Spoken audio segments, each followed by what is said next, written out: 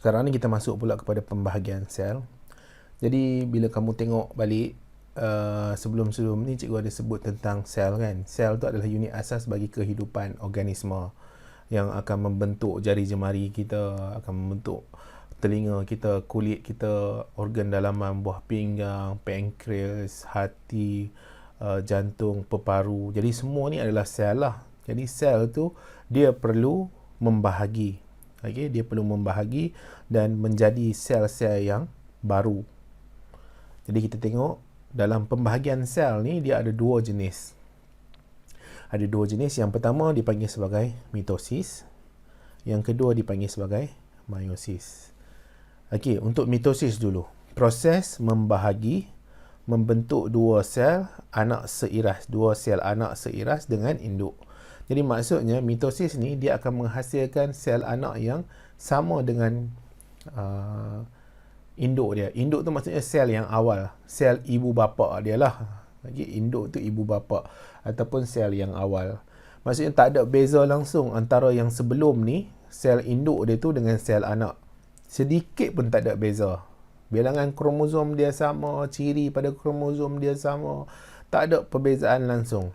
Dan mitosis ni dia berlaku pada sel soma. Sel soma ni cikgu dah beritahu tadi, selain dalam sel kita ni, kita ada sel dipanggil sebagai gamet, sel pembiakan.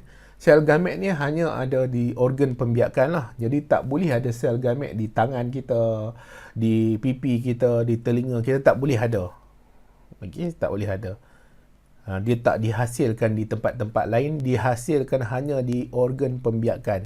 Contohnya sperma. Sperma dihasilkan di testis. Ovum dihasilkan di ovari. Jadi ovari ni ada pada organ pembiakan perempuan. Testis ni adalah organ pembiakan lelaki. Jadi selain daripada tempat tu, semua kita panggil sebagai sel soma. Okay? Itu yang mudahnya lah nak faham. Cikgu tak nak pergi cerita yang benda yang mendalam lagi lah. Jadi itu yang paling mudah sekali. Sel soma ni kamu boleh jumpa dekat mana? Dekat hujung jari, dekat hidung, dekat perut, dekat pusat, dekat kaki, dekat lutut. Jadi semua tu sel soma. Jadi sel-sel soma ni dia akan membahagi, membentuk dua sel anak yang seiras dengan dia punya induk. Jadi dua yang hasil tu sama satu sama lain. Kemudian dia akan sama dengan induk yang awal dia tu. Okay. Jadi maksudnya induk tu akan hilang, dia akan menjadi sel anak. Nanti kita tengoklah macam mana keadaannya. Okay. Contohnya kat sini dia ada tisu meristem, hujung akar dan pucuk. Okay. Jadi selain daripada sel soma tu kat manusia lah, tumbuhan pun berlaku juga mitosis, terutama sekali tisu meristem iaitu hujung akar dan hujung pucuk. Okay, pada hujung akar dan hujung pucuk. Pada pucuk lah, pada hujung akar, pada akar tu sendiri, pada pucuk. Kalau mitosis ni berlaku tidak terkawal, jadi mitosis ni bahaya, dia dalam satu proses yang mesti dikawal. Bukan mitosis saja sebenarnya, seluruh kawasan tubuh badan ni dia ada sistem kawal atur dia. Semua kena bergerak, berfungsi mengikut kawal atur yang telah ditetapkan oleh sistem badan kita. Dia tak boleh buat sesuatu tanpa kawalan. Even jantung kita pun, dia ada pusat kawalan dia. Sama ada jantung tu nak berdegup selaju mana, seperlahan mana, paling optimum berapa. Okay? Jadi dia mesti dalam keadaan yang terkawal. Dikawal oleh sesuatu lah. Dan pembahagian sel ni pun dia tak boleh dalam keadaan tidak terkawal, sebab kalau dia berlaku dalam keadaan tidak terkawal, dia akan menyebabkan kanser. Apa kepentingan mitosis? Itu pembahagian sel yang pertama. Dia akan ganti sel baru, ganti sel yang dah rosak dengan sel yang baru. Kemudian dia adalah untuk pertumbuhan. Kemudian ada pembiakan juga. Okay? Contoh pertumbuhan, kita pergi pertumbuhan kejap. Okay, untuk pertumbuhan, pada permulaan manusia ni lah, pada permulaan manusia dia ada penghasilan sperma. Sperma datang daripada ayah. Kemudian sperma ni akan masuk ke uterus. Dia akan lalu dekat cervix. Kemudian dia akan masuk, salah ni. Dia akan masuk di vagina, ya. Vagina. dia akan masuk ke cervix, kemudian dia akan pergi ke uterus, kemudian dia akan pergi ke tube fallopian. Di tube fallopian, kat situ ada ovum. Ovum ni datang daripada ibu lah atau perempuan. Sperma ni akan masuk. Sperma ni akan masuk, dia akan jadi zigot. Okey, jadi zigot. Zigot ni dia satu sel. Daripada satu sel ni, dia akan jadi dua sel. Daripada dua sel, dia akan jadi 4 sel. 4 sel jadi 8 sel. Okey, jadi zigot ni nanti dia banyak. Proses apa yang boleh menyebabkan dia jadi dua sel? Mitosis lah. Kemudian daripada banyak-banyak tu, dia akan jadi embrio. Tekan pula jadi embrio. Kemudian daripada embrio akan jadi fetus. Fetus keluar bayi. Bayi pula membesar. Membesar lepas 2 tahun, berat dia mula 3 kg jadi 10 kg. Membesar lagi jadi kanak-kanak. Daripada 10 kg dia jadi 30 kg. 30 kg dia menjadi remaja, 60 kg. Membesar lagi jadi 80 kg. Jadi apa yang berlaku sebenarnya? Proses pertumbuhan, betul tak?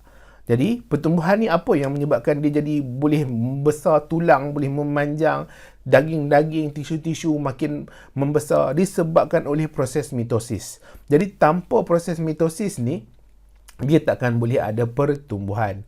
Itu khusus bagi manusia lah. Haiwan pun sama juga, tumbuhan pun sama juga. Jadi kalau tidak ada proses mitosis ni, pokok tu tak boleh nak tinggi. Kan kita naik pokok setinggi-tinggi kan, mencakar langit pokok tu, dia takkan boleh tinggi kalau tidak adanya proses mitosis pada meristem, pucuk dan akar. Boleh faham ya? Kemudian kita ada pembiakan. Manusia taklah mengalami mitosis, pembiakan secara mitosis. Ini pada tumbuhan lah. Tumbuhan tu kadang-kadang kita boleh gunakan mitosis tu untuk membiakkan dia jadi banyak. Okey? Ni untuk tumbuhan lah, pembiakan. Kemudian untuk mitosis ni dia terbahagi kepada 5 subfasa dia. Okey, 5 fasa. Fasa yang pertama profasa, metafasa, anafasa, telofasa. Boleh ya? Kemudian proses pembahagian sel yang kedua adalah meiosis. Jadi meiosis ni hanya akan berlaku di organ pembiakan saja. Lagi khusus tempat dia di testis. Testis ni adalah bahagian telur yang lelaki lah. Dia ada 2 biji. Dia tergantung. Jadi tergantung tu ada kulit yang akan menyokong testis tu, dipanggil sebagai skrotum. Okey, dipanggil sebagai skrotum. Jadi dia akan berlaku di situ. Dia tak boleh berlaku di jari. Jari jemari tak boleh. Kalau berlaku di jari jemari, proses meiosis ni, hujung jari kita tu akan keluar sperma. Jadi takkan setiap masa dia akan keluar sperma kan? Berlendir apa semua tu kan? Jadi tak berlakulah di hujung jari ke, di pipi ke. Kalau berlaku kat situ bahaya, masalah lah. Okay. Kemudian untuk yang perempuan pula, meiosis ni berlaku di ovari. Jadi organ pembiakan dia salah satu tempat adalah ovari. Di dalam tu akan berlaku penghasilan ovum. Jadi ovum ni adalah gamet ataupun sel pembiakan. Okay, sel pembiakan. Yang ini dia akan hasilkan 4 sel anak yang tidak seiras. Jadi ia ini dalam proses untuk penghasilan generasi yang seterusnya. Jadi kalau dah berkahwin, dia mengandung, bini dia mengandung. Jadi disebabkan apa? Anak pertama dia, anak kedua dia, anak ketiga dia tak sama. Sebab proses meiosis takkan menghasilkan sel anak yang seiras. Jadi semua sel anak ni mesti berbeza. Confirm berbeza lah. Dia ada satu proses di dalam meiosis ni yang akan menyebabkan ada perbezaan kepada setiap gamet ataupun sel pembiakan tu, mesti ada perbezaan. Jadi dia ada satu proses tu yang akan menyebabkan dia akan berbeza.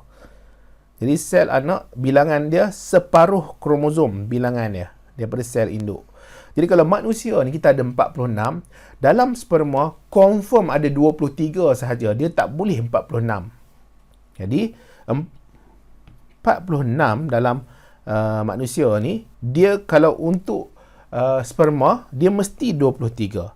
Ovum pun sama juga 23. Maksudnya dia akan hilang separuh.